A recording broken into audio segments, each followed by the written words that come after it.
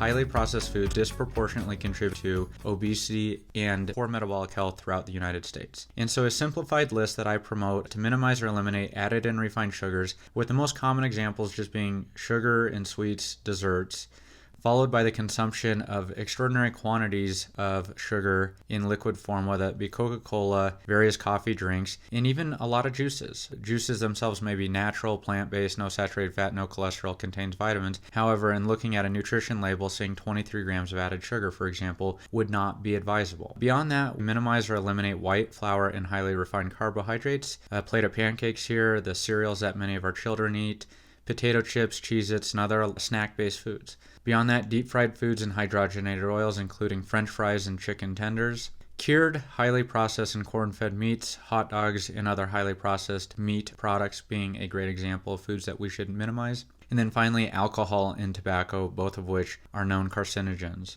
And so importantly, cooking food is not equivalent to industrial food processing and manufacturing, with some practical examples being, imagine you were able to cultivate some asparagus and go down to the river and catch some fish and apply it over a heat source. Cooking, baking, grilling is not the same as commercialized food processing. Beyond that, chopping or preparing naturally occurring food types into something prepared like a salad, food preparation of naturally occurring foods is not the same as industrial food processing. Beyond that, imagine growing some basil leaves, pine nuts, and then going over to the olive tree, picking the olive, squeezing the olive to generate some olive oil, grinding these all together to create basil pesto.